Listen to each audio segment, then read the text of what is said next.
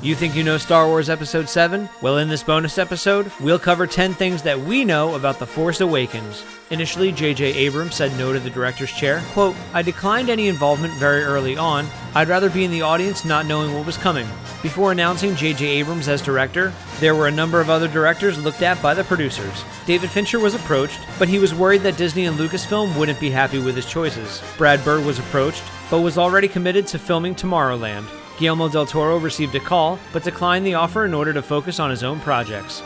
Matthew Vaughn was in negotiations, and even turned down X-Men Days of Future Past, but ultimately declined the offer due to, quote, creative differences. Those differences were reportedly over the level of violence in the film.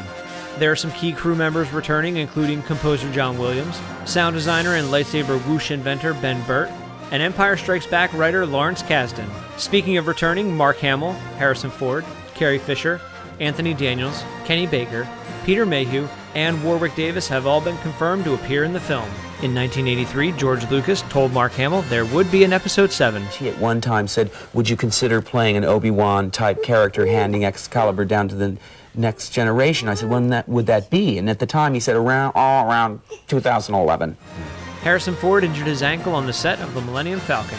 This Ball Droid was based on an abandoned sketch for R2-D2 by Star Wars concept artist Ralph McQuarrie. McQuarrie described his vision for R2-D2 to be, quote, running on a giant ball bearing, just a sphere, a circle, wheel-like.